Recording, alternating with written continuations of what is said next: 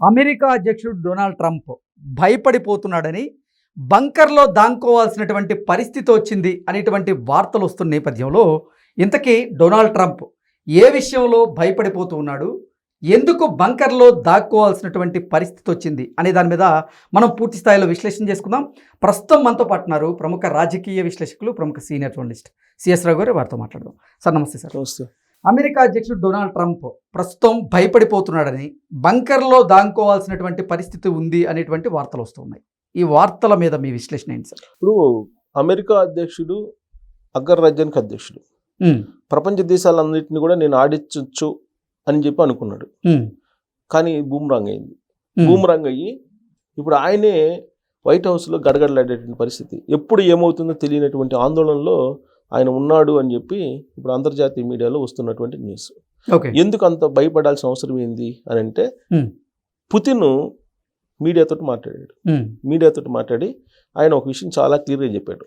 అనవసరంగా భారతదేశంతో చైనాతో పెట్టుకున్నారు మీరు.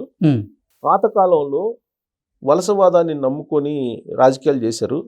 ఇప్పుడు కూడా దాన్నే నమ్ముకొని మీరు రాజకీయాలు చేయాలనుకుంటే బూమ్రాంగ్ అవుద్ది, ఇలానే ఉంటుంది. ఇప్పుడు నీ పని కథ నువ్వు అయిపోయావు అని చెప్పి పుతినే చెప్పాడు. ఓకే, నేను చెప్పడం కదా, పుతినే చెప్పాడు.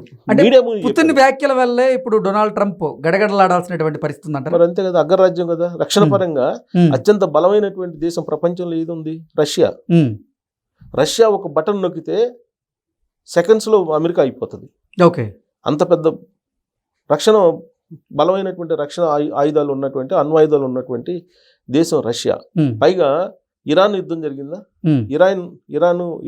ఇరాన్కి జరిగినప్పుడు, ఇరాన్ యుద్ధం జరిగినప్పుడు ఆ సందర్భంగానే ఒక అణ్వాయుధ డంప్ అనేది ఒకటి ఉంది అని చెప్పి, అది రష్యాని అమెరికాని టార్గెట్ పెట్టుకొని పెట్టిందని చెప్పి ఒకటి వినిపించింది. అలాగే ఉత్తర కొరియా అమెరికా సరిహద్దుల్లో ఉత్తర కొరియా భూభాగంలో ఒక డంప్ ఉంది. అది అమెరికాని టార్గెట్ చేసి పెట్టినటువంటి డంప్ అనేది అణ్వాయుధ డంపు. పెద్ద లోతు, దాదాపు 200 మీటర్ల లోతులో దాన్ని పెట్టి ఉంచారని చెప్పి అంటున్నారు. అలాగే ఇరాన్లో ఒకటి ఉంది అంటున్నారు, ఇది అమెరికాని టార్గెట్ చేసి. అంటే అమెరికాకి చుట్టూరు టార్గెట్ చేసి అమెరికాని లేపేయటానికి మీకు దాదాపు 200 అడుగుల భూగర్భంలో అణ్వాయుధాలను పెట్టున్నారు అని చెప్పి. ఎవరెవరు పెట్టారు? రష్యా, చైనా, ఉత్తర కొరియా, ఇరాన్. ఇన్ని దేశాల సరిహద్దుల్లో, ఇన్ని దేశాల భూభాగాల్లో అమెరికాని టార్గెట్ చేస్తూ పెట్టున్నాయి. పైగా విక్టరీ పీరియడ్ నడిచింది చైనాలో. ఈ విక్టరీ పీరియడ్లో వాళ్ళు ప్రదర్శించినటువంటి అణ్వాయుధాలు చూస్తే గనక, చైనా నుంచి బటన్ నొక్కితే అమెరికా లేసిపోద్దని, అంత పవర్ఫుల్ వెపన్స్, అంత పవర్ఫుల్ బాంబ్స్ అలాంటి ఉన్నాయి చైనా దగ్గర అని చెప్పి మన ప్రదర్శన చూసిన తర్వాత అర్థమవుతుంది. అందుకే ట్రంప్ ఎంత భయపడ్డాడంటే ఆయన మాటల్లోనే అర్థమవుతుంది. ఆయన ఏమన్నాడు? విక్టరీ పీరియడ్ చూసిన తర్వాత, ఆ విక్టరీ పీరియడ్లో ఇటు Putin, Kim, Jinping, Kim, Putin, వీళ్ళ ముగ్గురు ఒక చోట కనిపించారు. ముగ్గురు శత్రువులే. పైగా ముగ్గురు, ఉత్తర కొరియా చిన్న దేశం అయినప్పటికీ ఉత్తర కొరియాని చూస్తే భయపడుతుంటారు ట్రంప్. అంత ఎందుకనంటే, ఇవాళ ఉక్రెయిన్ రష్యా యుద్ధం జరుగుతుంటే ఉత్తర కొరియా సైనికుల్ని సైన్యానికి సపోర్ట్ గా పంపించారు. చిన్న దేశం అయి ఉండొచ్చు, కిమ్ డిక్టేటర్ అయి ఉండొచ్చు, కానీ బలమైనటువంటి దేశం అది యుద్ధపరంగా. వాళ్ళ దగ్గర కూడా అణ్వాయుధాలు ఉన్నాయి. అసలు వాళ్ళ భూభాగంలోనే అమెరికాను లేపేసేటువంటి అణ్వాయుధాలు ఉన్నాయని చెప్పేసి ఇప్పుడు అంతర్జాతీయ మీడియాలో వస్తున్నటువంటి న్యూస్. దీనికి తగ్గట్టు ఇప్పుడు ఈ ట్రేడ్ వార్ని స్టార్ట్ చేశారు. ఎవరు? ట్రంప్. ఈ ట్రేడ్ వార్ని ఎవరెవరి మీద స్టార్ట్ చేశారు? చైనా మీదను, భారతదేశం మీద స్టార్ట్ చేశారు. చైనా, భారతదేశం ప్రపంచంలో అత్యంత జనాభా కలిగినటువంటి దేశాలు. ఈ రెండు దేశాలతో పెట్టుకుంటే మీరు తయారు చేసినటువంటి ఉత్పత్తులను ఎక్కడ అమ్ముతారు? ప్రపంచంలో మొత్తం జనాభా కలిపినా కానీ ఈ రెండు దేశాలు అంత ఉండరు. అలాంటప్పుడు నీ రక్షణ ఉత్పత్తులను నువ్వు అమ్మాలి. ఎవరికి అమ్ముతావు? రేపు భారతదేశానికి కాదనుకున్నావు, భారతదేశానికి తెగదింపులు చేసావు, భారతదేశంతో మాకు సంబంధం లేదని చెప్పి కొద్దిసేపటి క్రితం ఆయన అనౌన్స్ చేశాడు. పల్లెటూరులు అంటారు మోటు భాషలో, చెరువు మీద అలిగితే ఎవరికి నష్టం? చెరువు మీద కొంగలిగితే ఎవరికి నష్టం? అలాగే ఇప్పుడు ఆయన రక్షణ ఉత్పత్తులు తయారు చేస్తుంది అమెరికా. ఎవరికి అమ్ముతారు? పాకిస్తాన్కి అమ్ముతారు. పాకిస్తాన్కి అసలు పాకిస్తానే అప్పుల్లో ఉంది, ఆర్థిక సంక్షోభంలో ఉంది. నేను అణ్యుద్ధాన్ని నేను చూస్తాను రాబోయే రోజుల్లో భారత్ పాకిస్తాన్ మధ్య అని చెప్పి అంటున్నాడు ఇప్పుడు మళ్ళీ లేటెస్ట్గా. అంటే పాకిస్తాన్కి అణువాయుధాలు ఇచ్చి భారతదేశాన్ని మీద ఎక్కుపెట్టాలనే ప్రయత్నం. ఎలా ఎక్కుపెడతారు? ఇప్పుడు భారతదేశం, చైనా, రష్యా ఒకటైన కదిలించగలరా? ఈ 3 దేశాలు కలిసి కుట్రపడుతున్నాయని చెప్పి ఆయనే చెప్పాడు. ఒక అగ్రరాజ్యానికి అధ్యక్షుడిగా ఉండే అతను ఒకవేళ నిజంగా కుట్ర పడినప్పటికీ కూడా బయటికి చెప్తారా నా మీద కుట్ర పడుతున్నారని? అంటే నీ బలహీనత అక్కడే అర్థమైపోయింది కదా. ఓకే, అంటే భయపడుతున్నాడు అనేది స్పష్టంగా అంతే కదా. మామూలుగా అయితే అగ్రరాజ్య అధ్యక్షుడు నా మీద కుట్ర పడుతున్నారు అని అంటే భయపడటమే కదా, అదేం పెద్ద రహస్యం కాదు కదా. అవును. ఇప్పుడు ఆయన ఒక ఫోటో చూశాడు ఎప్పుడు షాంఘై సమావేశంలో. పుతిన్, అలాగే ప్రధానమంత్రి నరేంద్ర మోడీ గారు, జింగ్పిన్, ఈ ముగ్గురు కలిసినటువంటి ఫోటో చూశారు ఆయన. వీళ్ళు ముగ్గురు ఏ విధంగా మాట్లాడుకున్నారో చూశారు. అప్పుడు పాకిస్తాన్ ప్రధానమంత్రి కూడా ఉన్నారు, షహబాజ్ కూడా ఉన్నాడు అక్కడ. ఓకే, షహబాజ్ షరీఫ్ కూడా ఉన్నాడు. షహబాజ్ షరీఫ్ ఎక్కడ ఉన్నాడు? పక్కన ఉన్నాడు. ఎందుకు ఆయన పక్కన పెట్టారు? అమెరికా కోర్ట్ అని తెలుసు, ఆడ కట్టప్ప అని తెలుసు అతను. అందుకే అతను పక్కన పెట్టి వీళ్ళు ముగ్గురు మాట్లాడుకుంటున్నారు.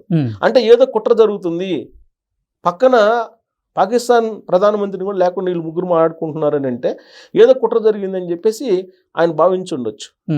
ఇప్పుడు అంతర్జాతీయ మీడియాలో ఇవాళ ఆ ఫోటోని ట్వీట్ చేసేసి ఆ ఫోటోని చూసి భయపడుతున్నారు ట్రంప్ అనేటువంటిది ఇప్పుడు ట్రోల్ చేస్తున్నారు మొత్తం. మొన్న కనుక ట్రంప్ ఈజ్ డెడ్ అని చెప్పి ఒక హ్యాష్ ట్యాగ్ తోటి మొత్తం ట్రోల్ చేశారు కదా. సేమ్ ఈ ఫోటోని పెట్టి ఇప్పుడు ట్రంప్ ఇప్పుడు వణికిపోతున్నాడు, బంకర్లోకి వెళ్ళిపోయాడు, ఈ ఫోటో చూసి అసలు దాంకుంటున్నాడు, ఎప్పుడేమైందో తెలియక అని. అంత ఆందోళన దీనికి. నిన్న ఏం చేశాడు ఆయన? అమెరికా సైన్యానికి ఆదేశాలు జారీ చేశాడు, మీరు యుద్ధానికి సిద్ధంగా అండి అని. ఇక నుంచి మీరు రక్షణ శాఖ కాదు యుద్ధ శాఖ అని చెప్పి అంటున్నాడంట ఆయన.